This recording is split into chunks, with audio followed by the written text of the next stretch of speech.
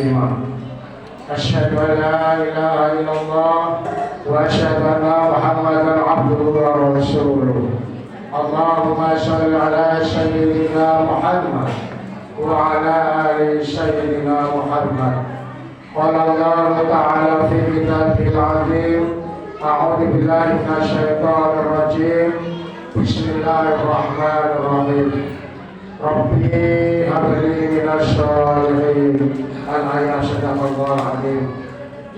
Yang sama-sama kita muliakan dan kita hormati Bapak Imam Masjid Al-Falah. Mudah-mudahan Allah Subhanahu wa taala memberikan kesehatan dan kekuatan kepada beliau dan mudah-mudahan Allah panjangkan umur beliau. Amin ya rabbal alamin. Yang kami hormati Bapak RW, Bapak RT dan hadirin jamaah salat Isya dan tarawih yang dirahmati Allah Subhanahu wa taala.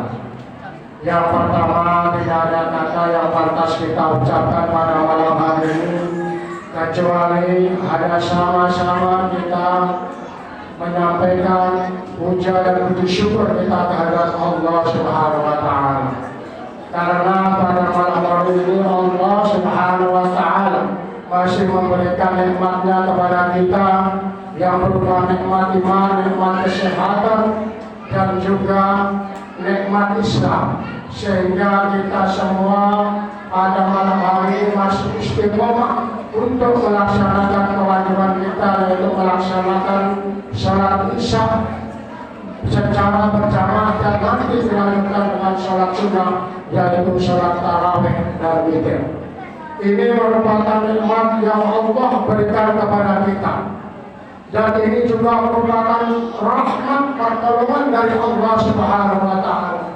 Karena Allah Subhanahu wa taala berfirman, "A'udzu billahi minasyaitonir rajim.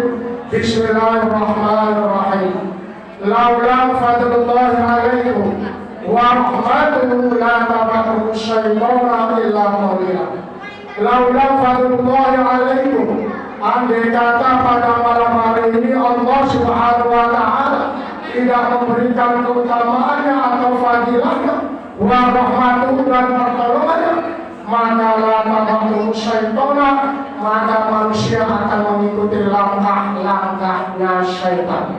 Illa qalila, kecuali hanya orang yang sedikit yang akan beribadah kepada Allah Subhanahu wa taala. Maka dengan nikmat yang Allah berikan ini, pertolongan Allah yang diberikan kepada kita ini, mari kita syukuri bersama-sama dengan membaca hamdalah bersama-sama. Alhamdulillahi Rabbil Alamin.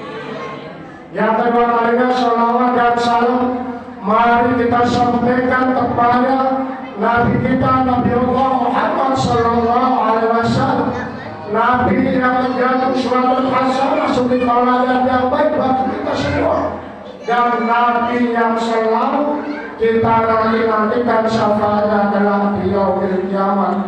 Mudah-mudahan kita semua yang hadir yang senantiasa beristiqomah membaca sholawat kepada beliau di hari kiamat, kita akan mendapatkan syafaatnya di yaumil kiamat. Amin ya rabbal alamin. Hadirin jamaah salat Isya dan tarawih yang dirahmati Allah Subhanahu wa taala. Judul malam hari ini silakan anak-anak dicatat, yaitu cara mendidik anak yang soleh dan solehah. Itu judul untuk pada malam hari ini. Hadirin jamaah salat Isya dan tarawih yang dirahmati Allah Subhanahu wa taala. Tentu kita ini adalah sebagai orang tua, dan kita sebagai orang tua di dalam membesarkan anak-anak kita, Bapak Ibu, tidaklah gampang atau tidak mudah. Benar Ibu? Ya benar. Kenapa?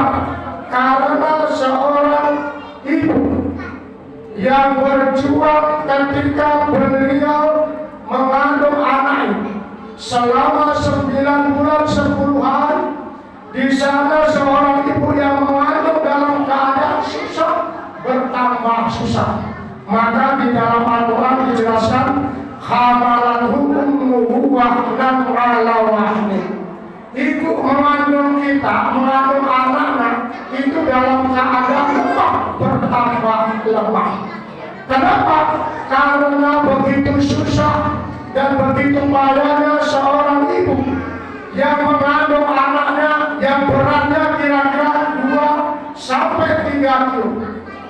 Di mana seorang ibu ketika dia mau duduk tidak dapat pegang, mau tidur tidak enak, mau baring tidak enak, mau tengkurap apalagi tidak enak. Dan itulah pengorbanan seorang ibu di dalam mengandung anak. Tetapi itu semua dilakukan oleh seorang ibu untuk anak-anaknya yang tercinta. Kemudian setelah mengandung, seorang ibu akan melahirkan anak. Di dalam melahirkan anaknya itu, bapak-bapak, ibu-ibu, kita lihat bagaimana begitu capek dan begitu susahnya seorang ibu di dalam melahirkan. Kita mendidik anak-anak kita menjadi anak yang soleh dan solehah. Karena anak yang soleh dan solehah itu Bapak Ibu adalah merupakan aset yang sangat besar yang selalu dinanti-nantikan dan diharapkan oleh orang tuanya. Karena anak yang soleh itu Bapak Ibu yang akan mendoakan kita, akan memintakan ampun kepada Allah Subhanahu wa Ta'ala, akan menyebut nama kita di sepertiga malam dalam ketika dia tahajud. Dia akan memohonkan ampun atas kesalahan dan dosa orang tua kita. Maka oleh sebab itu, mari kita sebagai orang tua, kita awasi anak kita, kita didik anak kita, kita arahkan untuk selalu taat beragama, melaksanakan ibadah sholat 5 waktu, terutama sholat jamaah di masjid. Karena Bapak Ibu, jangankan kita, Nabi Ibrahim alaihissalam saja Bapak Ibu, Nabi saja beliau juga menginginkan anak yang soleh.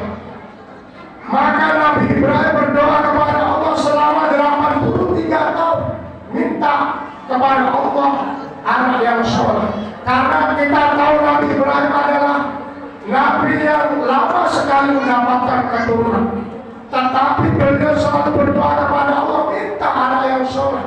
Bahkan doanya ini diabadikan oleh Allah Subhanahu wa Ta'ala dalam Al-Quran surat As-Saffat ayat 100 yang berbunyi Bismillahirrahmanirrahim Rabbi habli minas sholihin. Ya Allah, karuniakanlah kami anak-anak yang soleh. Pertanyaannya, kenapa Nabi Ibrahim meminta kepada Allah anak yang soleh? Kenapa tidak meminta anak yang kaya? Karena Nabi Ibrahim tahu bahwa banyak anak yang kaya, tetapi anak itu durhaka kepada kedua orang tuanya. Kalau kita memiliki anak yang durhaka, begitu sakit hati kita, maka jangan sampai kita memiliki anak yang durhaka. Hadirin jamaah sholat isya dan tarawih yang dirahmati Allah Subhanahu wa Ta'ala. Kalau hari ini Bapak Ibu pengen tahu nasib kita nanti di alam kubur, lihatlah anak-anak kita sekarang. Apakah anak-anak kita ini mau kita ajak sholat Bapak Ibu? Apakah anak-anak kita ketika ada berkumandang, apakah dia mau menuju ke masjid untuk melaksanakan sholat? Apa